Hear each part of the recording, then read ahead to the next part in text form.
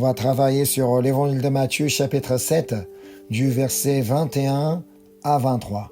En fait, on va travailler sur tout le chapitre, mais on va d'abord lire ces 3 versets. Je lis le passage d'aujourd'hui. Ceux qui me disent « Seigneur, Seigneur » n'entreront pas tous dans le royaume des cieux, mais celui-là seul qui fait la volonté de mon Père qui est dans les cieux. Plusieurs me diront en ce jour-là, « Seigneur, Seigneur, n'avons-nous pas prophétisé par ton nom? N'avons-nous pas chassé des démons par ton nom? Et n'avons-nous pas fait beaucoup de miracles par ton nom ?»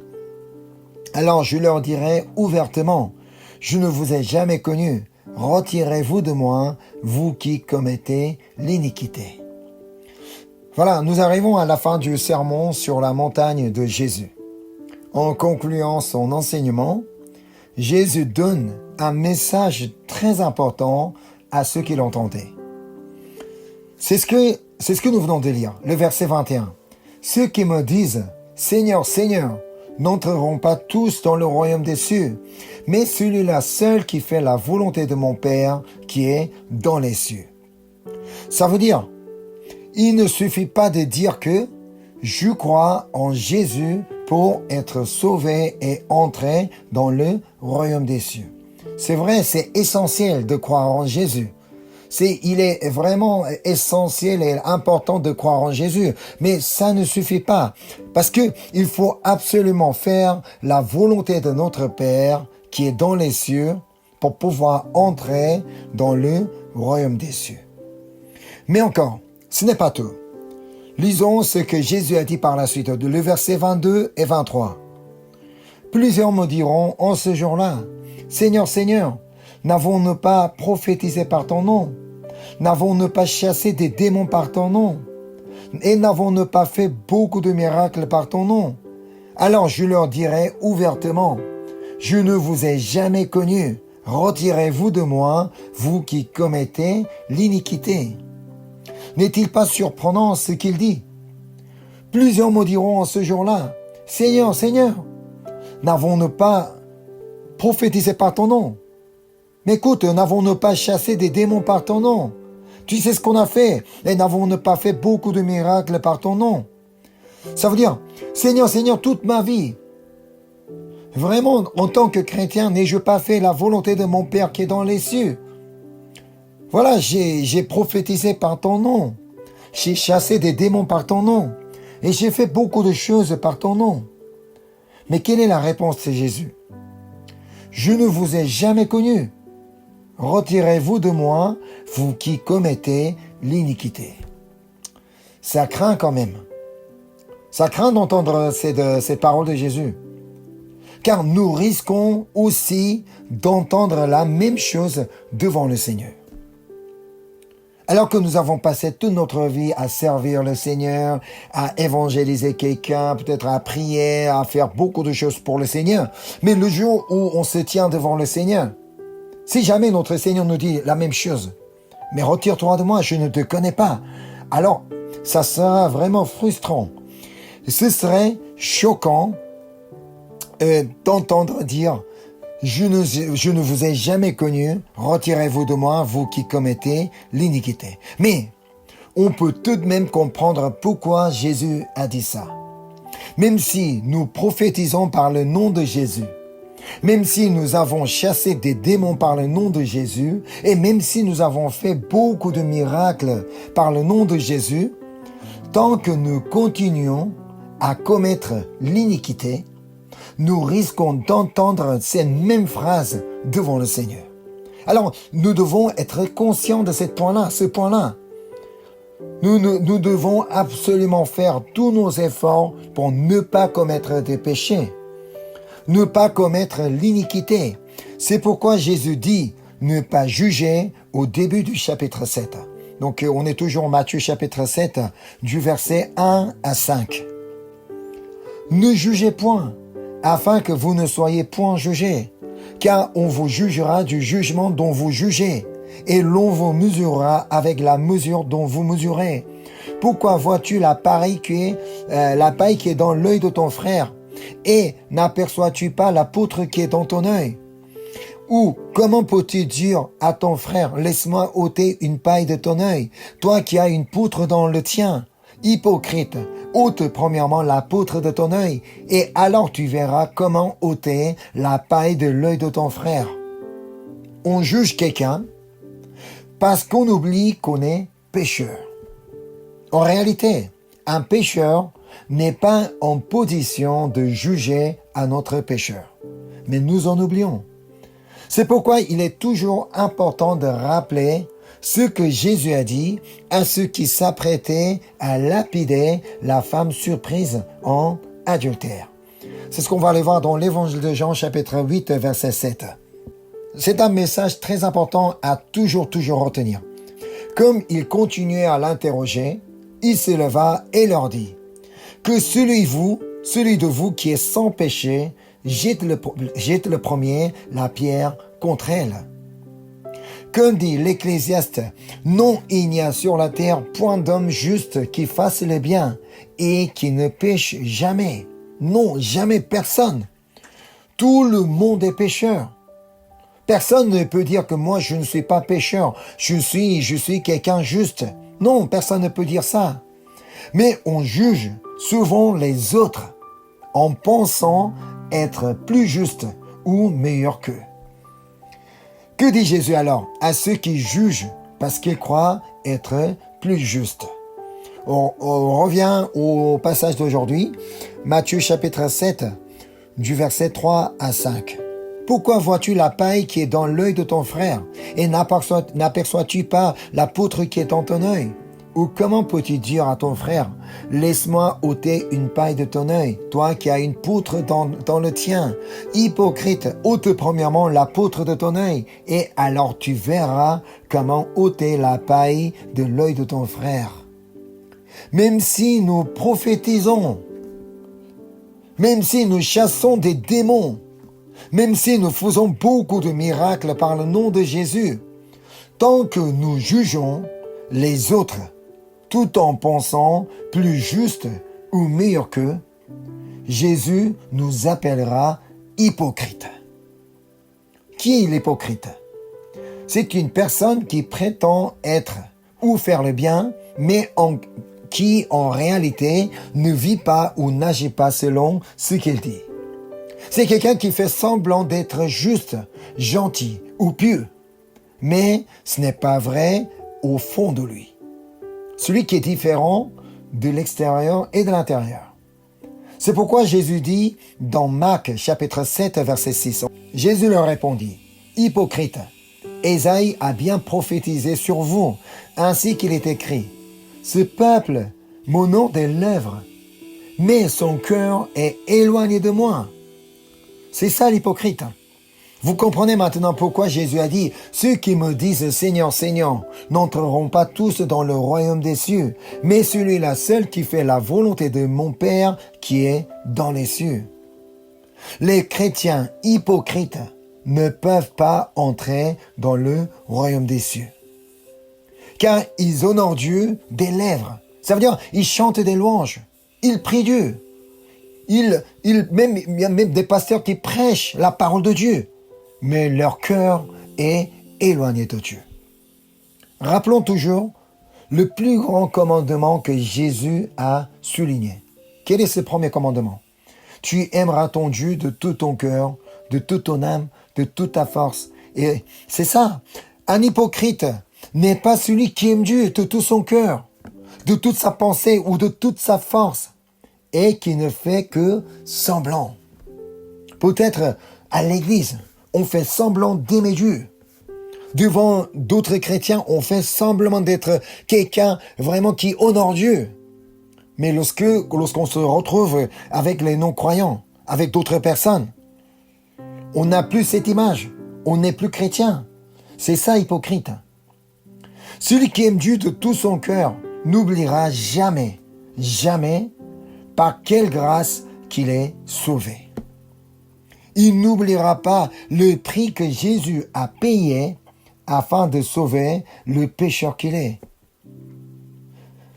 Celui qui reconnaît la grâce de Dieu ne cherchera pas à ôter la paille de l'œil de son frère. Parce que lui, il sait qu'il y avait une poutre dans son œil. Mais il sait que par la grâce de Dieu que ça a été ôté, c'est Dieu qui l'a enlevé.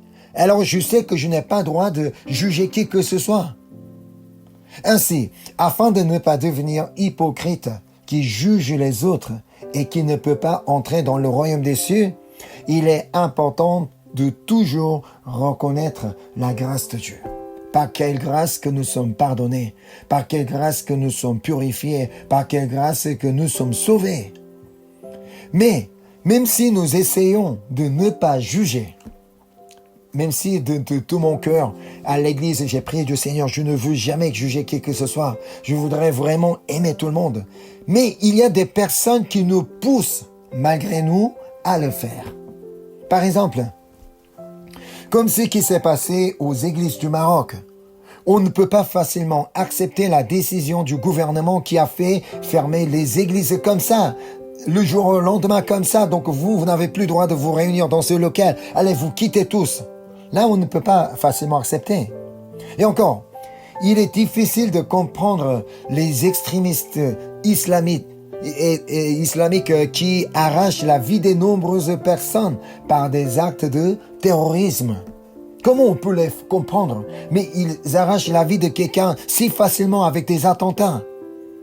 Et aussi, comment pourrions-nous ne pas juger les dirigeants des nations qui provoquent sans cesse des guerres, entraînant la mort de tant de leurs concitoyens? Il y a quelques heures, donc on a entendu une nouvelle comme quoi la Russie a encore frappé un train de l'Ukraine. Il y a encore beaucoup de personnes qui ont perdu la vie. Mais même si nous passons notre temps à les juger, mais comment il peut faire ça, mais c'est pas correct, c'est pas bon ça, c'est pas juste tout ça.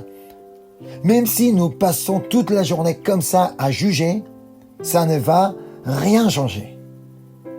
Ce ne sera qu'une perte de temps pour nous.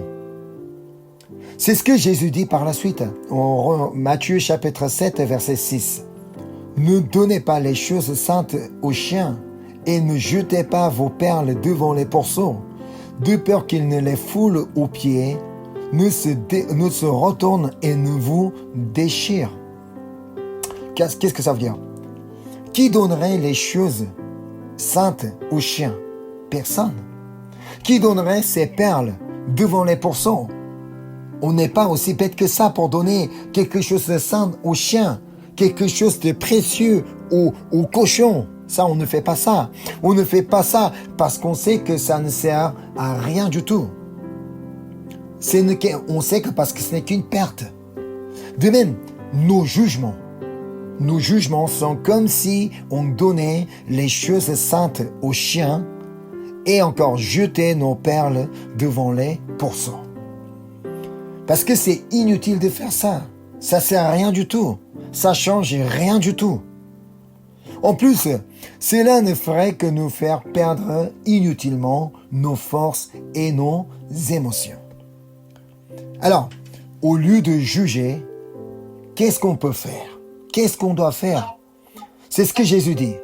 C'est ce que Jésus dit du verset 7 à 11. Demandez et l'on vous donnera. Cherchez et vous trouverez. Frappez et l'on vous ouvrira. Car quiconque demande reçoit. Celui qui cherche trouve, et l'on ouvre à celui qui frappe. Lequel de vous donnera une pierre à son fils s'il lui demande du pain? Ou s'il demande un poisson, lui donnera-t-il un serpent? Si donc méchant quand vous l'êtes, vous savez donner de bonnes choses à vos enfants, à combien plus forte raison votre Père qui est dans les cieux donnera-t-il de bonnes choses à ceux qui les lui demandent? Nous pouvons toujours prier pour ce qui se passe actuellement dans le monde. Nous pouvons prier pour le président et le gouvernement de chacun de nos pays au lieu de les juger. Il est facile de juger nos présidents. Il est facile de juger nos gouvernements. Non. Nous devons d'abord prier. Et nous pouvons prier pour les pays en guerre au lieu de les juger.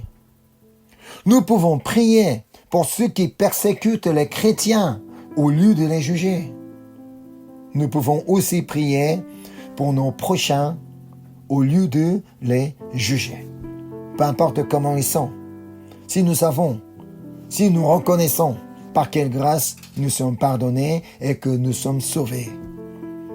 Jésus dit, « Demandez et l'on vous donnera, cherchez et vous trouverez, frappez et l'on vous ouvrira. » Oui, on peut toujours prier pour nos propres sujets de prière, parce que chacun de nous, nous avons des soucis, des inquiétudes, des problèmes. Oui, on peut toujours prier pour nos sujets de prière. Mais en plus de ça, on doit prier pour ceux qui nous poussent à les juger. Nous, on ne peut changer ni quelqu'un, ni le monde. Mais pour Dieu, tout est possible. C'est la raison pour laquelle nous prions Dieu. Jésus le dit clairement, « Car quiconque demande reçoit, celui qui cherche trouve, et l'on ouvre à celui qui frappe. » Et il continue au verset 9 à 10. « Lequel de vous donnera une pierre à son fils s'il lui demande du pain? Ou s'il demande un poisson, lui donnera-t-il un serpent? Si donc méchant qu'on vous l'êtes, vous savez donner de bonnes choses à vos enfants, à combien plus forte raison votre Père qui est dans les cieux donnera-t-il de bonnes choses à ceux qui les lui demandent? » Si nous avons confiance en Dieu, nous pouvons prier et espérer ce qu'il va réaliser. Même si nous ne voyons que des obscurités, rien de bon devant nos yeux, si nous avons confiance en Dieu, nous pouvons toujours prier et espérer ses œuvres. Si nous avons la foi, nous devons prier avec la conviction que Dieu donnera de bonnes choses à ceux qui les lui demandent.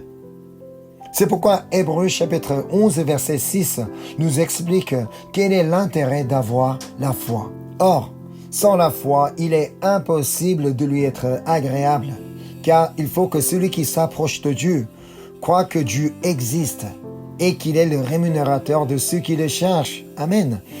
Qui est celui qui s'approche de Dieu? Évidemment, c'est le chrétien qui croit en Dieu.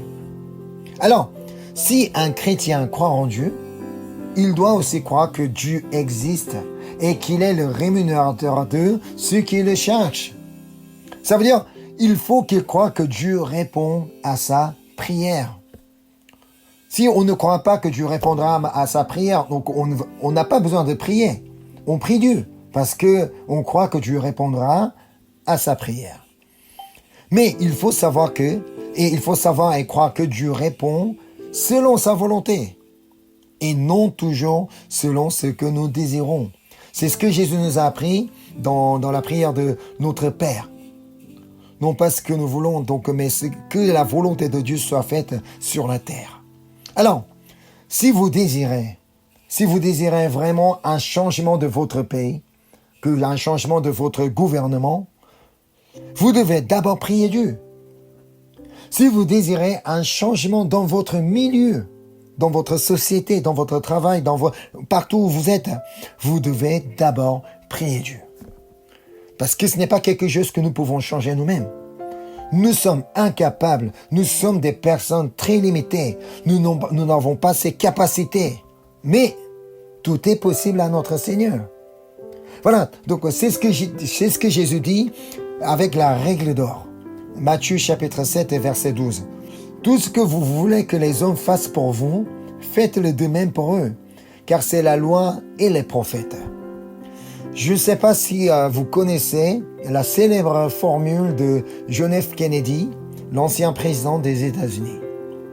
Lors de son discours inaugural de 1961, il a dit « Ask not what your country can do for you, ask what you can do for your country. » Donc si je traduis, ce n'est pas ce que ton pays peut faire pour toi, mais ce que toi, tu peux faire pour ton pays.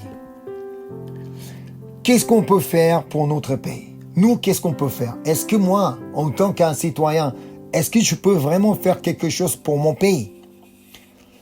Avant d'attendre ce que le pays peut faire pour nous, on peut déjà prier pour notre pays. Ce n'est pas vraiment tout le monde peut faire ça. Ceux qui font véritablement confiance à Dieu peuvent prier pour son pays. Ceux qui n'ont pas de confiance pour son pays, ceux qui ne croient pas en Dieu, ils vont pas prier pour son pays. Nous, on peut prier Dieu. Pour notre pays natal, on peut prier pour notre pays natal et encore pour le pays où nous vivons actuellement. N'espérez pas un changement sans que vous ne priez pour votre pays. Même si nous passons la journée à juger, à critiquer la situation de mon pays, le gouvernement et tout ça, ça ne va rien changer. Alors que nous pouvons prier, pourquoi donc cacher notre temps à faire des choses inutiles? C'est ce que dit Jésus par la suite. Donc le verset 13 et 14. Matthieu 7, versets 13 et 14. Entrez par la porte étroite, car large est la porte, spacieux est le chemin qui mène à la perdition, et il y en a beaucoup qui entrent par là. Mais étroite est la porte, resserré le chemin qui mène à la vie, et il y en a peu qui les trouvent. Beaucoup de personnes peuvent dire « Seigneur, Seigneur ». Mais évidemment, tous les chrétiens peuvent dire « Seigneur, Seigneur », mais peu de personnes font confiance à Dieu. En fait, faire confiance à Dieu est comme si on entrait par la porte étroite. Il n'est ni simple, ni facile.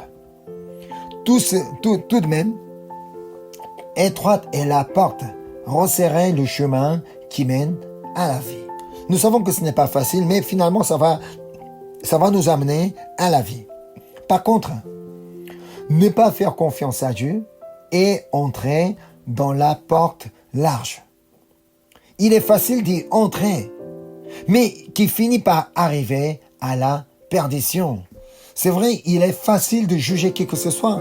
Il est facile de critiquer qui que ce soit. C'est très facile parce qu'on est libre de dire tout ce qu'on veut dire. Comme Jésus vient de souligner, beaucoup de personnes choisissent la porte large. Ne pas faire confiance à Dieu, car c'est beaucoup plus facile. Et peu de personnes choisissent la porte étroite. Faire confiance à Dieu, car c'est plus difficile. Alors, par quelle porte voulez-vous passer aujourd'hui? Ne choisissez pas la plus facile, car elle mène à la perdition. Si nous choisissons la porte large, la plus facile, au risque d'entendre devant le Seigneur, « Je ne vous ai jamais connu, retirez-vous de moi, vous qui commettez l'iniquité. » Alors, au moment de faire un choix, nous devons veiller à ne pas être séduits. C'est ce que dit Jésus au verset 15. « Gardez-vous des faux prophètes. Ils viennent à vous en vêtements de brebis, mais au-dedans, ce sont des loups ravisseurs. » Pourquoi il nous dit de faire attention à ces faux prophètes? Car ils viennent pour séduire beaucoup de gens afin qu'ils entrent par la porte large qui mène à la perdition. Voyons ce qu'apporte la version de Marc. Donc on va aller voir l'évangile de Marc, chapitre 13, versets 5 et 6. Jésus se mit alors à leur dire, « Prenez garde que personne ne vous séduise, car plusieurs viendront sous mon nom disant, « C'est moi », et ils séduiront beaucoup de gens. Il y aura des faux prophètes, de faux messies, faux Christ qui seront là, c'est ce que dit. Et encore le verset 22. Donc Marc 13, verset 22. « Car il s'élèvera de faux Christ et de faux prophètes, et ils feront des prodiges et des miracles pour séduire les élus s'ils étaient possibles. » Qui sont ces élus? Ce sont des chrétiens, ceux qui croient déjà en Jésus, même encore ceux qui sont déjà sauvés. Mais voilà, donc il s'élèvera de faux prophètes et de faux Christ pour séduire ces élus, ces chrétiens. Ce qu'on vient de lire ne rappelle pas notre passage d'aujourd'hui. Plusieurs me diront en ce jour-là, « Seigneur, Seigneur, n'avons-nous pas prophétisé par ton nom? N'avons-nous pas chassé des démons par ton nom? Et n'avons-nous pas fait beaucoup de miracles par ton nom? » Comme nous venons de lire, même les faux Christ et les faux prophètes peuvent faire des prodiges et des miracles. Mais comment est-ce possible? Mais comment ils peuvent réaliser de telles choses? Comment ces faux Christ et faux prophètes sont aussi capables de faire des miracles? Il est possible parce que Satan est là pour les aider. Car le Satan veut tout faire pour séduire un maximum de gens à ne pas entrer par la porte étroite, mais par celle qui est grande. Il ne veut pas que Dieu veut que tout le monde soit sauvé et parvienne à la connaissance de la vérité. Mais par contre, le Satan, il veut que tout le monde soit mené à la perdition. Il ne veut pas que les gens soient sauvés. C'est pourquoi ils utilisent tous les moyens possibles pour séduire les croyants. Alors, il ne faut pas sous-estimer le diable. Il ne faut pas croire que moi-même je peux faire quelque chose contre le Satan, je peux résister. Non, il n'est pas possible. Mais, comment fait-on pour savoir si c'est un faux prophète ou pas? Comment nous allons pouvoir discerner? Donc si c'est un faux prophète ou pas. Jésus donne la réponse dans Matthieu chapitre 7. On revient au chapitre d'aujourd'hui. Matthieu chapitre 7 du verset 16 à 20. Vous les reconnaîtrez à leurs fruits. Cueille-t-on des raisins sur des épines ou des figues sur des chardons? Tout bon arbre porte de bons fruits, mais le mauvais arbre porte de mauvais fruits. Un bon arbre ne peut porter de mauvais fruits, ni un mauvais arbre pour porter de bons fruits. Tout arbre qui ne porte pas de bons fruits est coupé et jeté au feu. C'est donc à leurs fruits que vous les reconnaîtrez. Comme dit Jésus au verset 20, nous pouvons les reconnaître à leurs fruits. S'ils portent les fruits de l'Esprit Saint, ou bien s'ils portent d'autres fruits. Alors, quels sont les fruits de l'Esprit Saint? C'est ce qu'on va aller voir dans l'Épître de Galates, chapitre 5, verset 22. Mais le fruit de l'Esprit, c'est l'amour, la joie, la paix, la patience, la bonté, la bénignité, la fidélité, la douceur, la tempérance. Un vrai prophète de Dieu portera certainement le fruit de l'amour, de la joie, de la paix, de la patience, de la bonté, de la bénignité, de la fidélité, de la douceur et de la tempérance. Ça veut dire, quand nous regardons cette personne, on peut voir qu'il y a de l'amour dans son cœur. Il y a de la joie dans son cœur. Il y a de la paix dans son cœur. Comme quoi il est patient. Comme quoi il est bon. Comme quoi il est miséricordieux. Comme quoi il est fidèle. Comme quoi il est doux. Et qu'il sait quelqu'un qui sait se maîtriser. Mais un faux prophète portera les fruits mentionnés juste au verset précédent. Donc, Galates chapitre 5, versets 19 à 21. Or, les œuvres de la chair sont manifestes. Ce sont l'impudicité, l'impureté, la dissolution, l'idolâtrie, la magie, les inimitiés, les querelles, les jalousies, les animosités, les disputes, les divisions, les sectes, l'envie, l'ivrognerie, les excès de table et les choses semblables. Je vous dis d'avance, comme je l'ai déjà dit, que ceux qui commettent de telles choses n'hériteront point le royaume de Dieu. Ça nous rappelle le message de Jésus. Ceux qui disent « Seigneur, Seigneur » n'entreront pas tous dans le royaume des cieux, mais seulement ceux qui font la volonté de Dieu. Voilà, donc ceux qui commettent de telles choses n'hériteront point le royaume de Dieu. C'est avec ces fruits que nous pourrons le reconnaître. Donc sûrement, ceux qui sont faux prophètes, ce sont les fruits qu'on verra dans leur vie.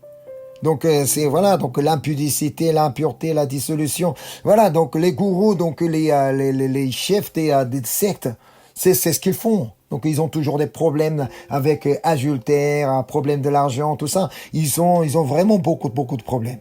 Mais attention, cela ne concerne pas uniquement à ceux qu'on appelle faux prophètes. Car si jamais nous portons ces fruits dans notre vie aussi, nous pouvons être faux chrétiens. Le Saint-Esprit nous aidera à porter ces fruits, mais le diable nous séduira sans cesse à porter ses fruits. Nous sommes au milieu de ce conflit intérieur qu'on appelle autrement le combat spirituel. Soit on va porter les fruits de l'Esprit Saint, soit on va porter les fruits du diable. C'est ça le combat spirituel, que ça se passe à l'intérieur de nous. Il est donc important de savoir que nous-mêmes, nous ne pouvons pas lui résister.